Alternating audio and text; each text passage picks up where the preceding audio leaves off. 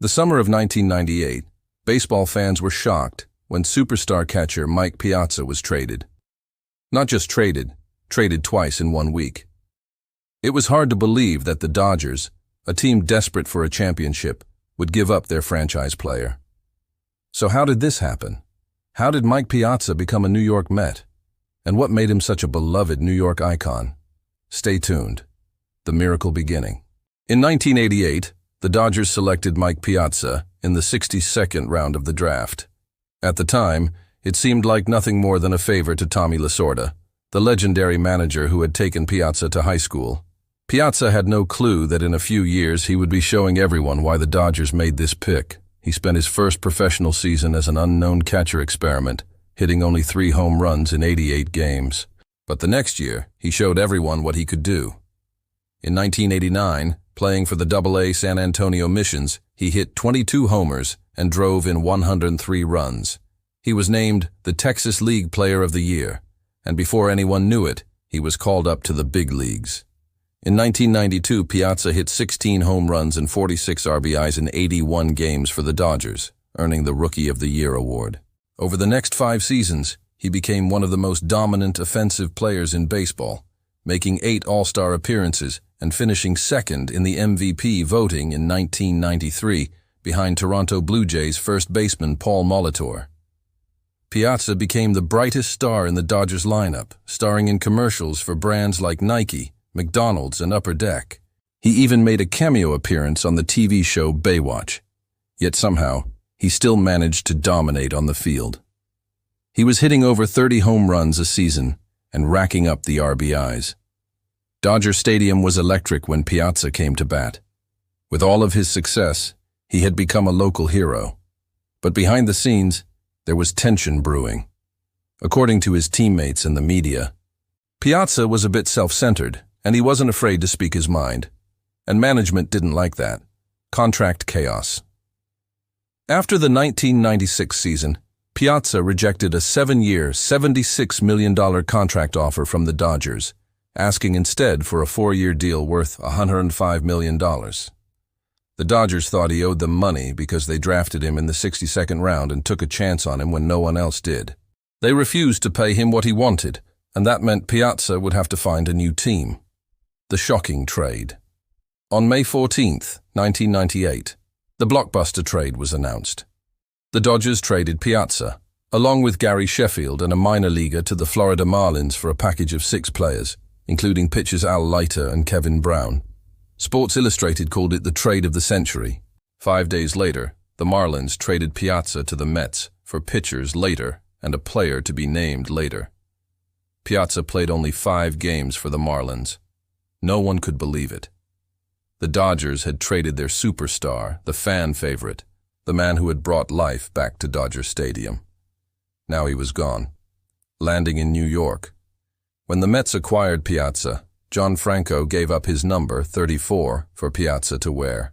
Franco was a Met for 14 seasons and was a fan favorite himself. He wore number 34 for the entire decade. The Mets had been waiting for a player to step in and become the face of the franchise, someone to take them to the promised land. They had been close several times, but always fell short. Could Piazza be the guy? The New York media went crazy. The comparisons to Reggie Jackson were immediate.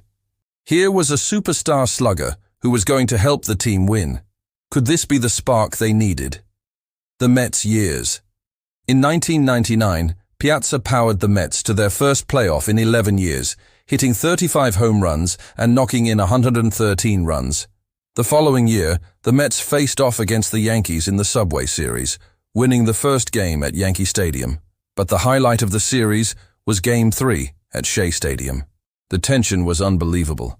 It was tied in the 8th inning when Piazza stepped up to bat with 2 outs and 2 runners on base. He sent a drive deep into right field. It was the go-ahead home run the Mets needed. They went on to win the game 4-2. But the night belonged to Piazza.